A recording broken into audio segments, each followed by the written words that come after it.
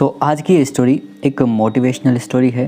तो स्टोरी को ध्यान से सुनना और इससे मोटिवेशन क्या मिलेगा वो मैं तुम्हें एंड में बताने वाला हूँ। तो एक बार की बात है, एक गांव में एक व्यक्ति होता है। वो भगवान को बहुत मानता है। वह दिन रात भगवान को प्रसन्न करने के लिए पूजा करता रहता है। एक दिन क्या होता है, भगवान सच में उससे प्रसन्न हो जाते हैं और उसके सामने आकर के उससे कहते हैं कि मांग जो तुझे मांगना है, मैं तुझे सब देने वाला हूँ और तू जितनी बार मांगेगा उतना ही सब कुछ मिलेगा तुझे। एक वरदान नहीं, भगवान ने उसे बहुत सारे वरदान दिए। तो वो व्यक्ति क्या करता है, धीरे धीरे मांगना शुरू कर देता है। लेकिन वो सबसे पहले भगवान से एक चीज़ मांगता है।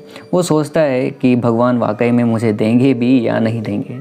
इस बात को जांचने के लिए वह क्या करता है, व्यक्ति अपने गांव में एक 10 मंजिला मकान की सोचता है। तो वो भगवान से कहता है कि मुझे मेरे गांव में 10 मंजिला मकान चाहिए। लेकिन इतना मांगने से पहले भगवान उसके सामने एक कंडीशन रख देते हैं कि जो भी तू मांगेगा उसका डबल तेरे गांव वालों को मिलेगा। हाँ, कंडीशन भगवान ने क्या रखी कि जो भी तू मांगेगा उसका डबल तेरे गांव वालों को मिलेगा।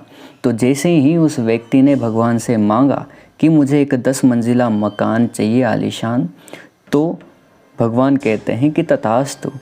और देखते ही देखते उसके गांव में उस व्यक्ति के एक 10 मंजिला मकान खड़ा हो जाता है।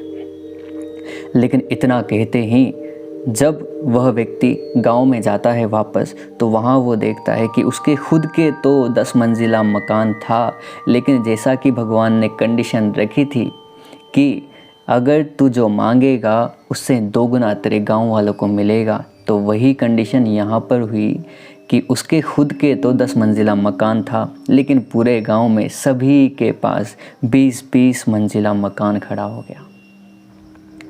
अब वो इस बात से नाराज़ रहा। तो फिर उस व्यक्ति ने तपस्या की और भगवान को फिर बुलाने की कोशिश की।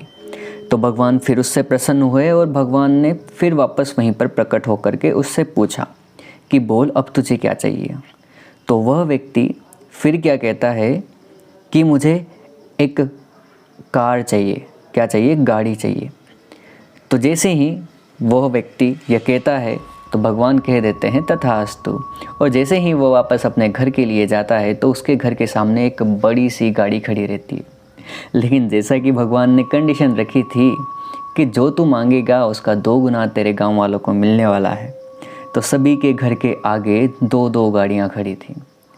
अब इतना देखने के बाद वह व्यक्ति बहुत परेशान हो जाता है। वह खुश नहीं था, वह इन सबको देख करके बिल्कुल खुश नहीं था। तो अब वह चक्कर में पड़ जाता है कि वो सोचने लग जाता है कि मैं क्या करूं कि मुझे खुशी मिले, क्योंकि ये सब तो मैं कर रहा हूं, लेकिन इसका प्रॉफिट किसे मिल रहा है? सभी गांव वालों को मिल रहा है। तो वो इस बात से दुखी होकर के कहाँ जाता है? पास वाले गांव में, क्योंकि उसने ये सुना था कि पास वाले गांव में एक व्यक्ति है जो बहुत ज़्यादा समझदार है। तो वो उस व्यक्ति के पास चला जाता है और उससे सारी कंडीशन बताता है कि ऐसा ऐसा हुआ, मैंने भगवान को प्रसन्न किया और भगवान ने मुझे वरदान दिया, लेकिन ये कंडीशन रखी। तो वो व्यक्ति क्या करता है, वह साधु उसे एक सलाह देता है, एक वर और मांगने के लिए कहता है।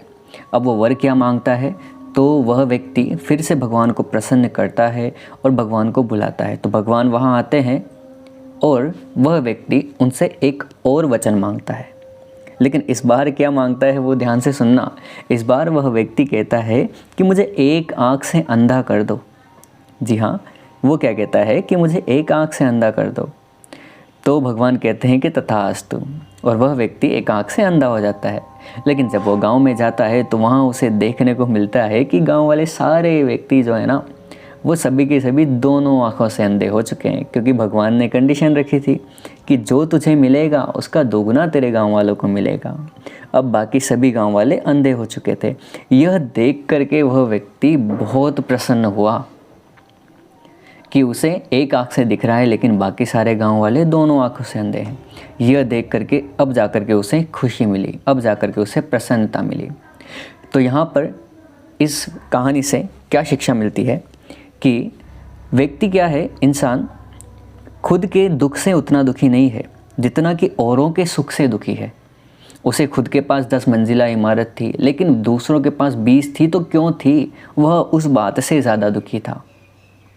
और इस परेशानी को तुम्हें दूर करना चाहते हो तो अपने अंदर की इस जेलेसी को, इस जलन वाली भावना को तुम्हें हटाना पड़ेगा। और यही रास्ता है कि अपनी परेशानियों को तुम दूर कैसे करोगे। ठीक है, मिलते हैं अगली मोटिवेशन स्टोरी में।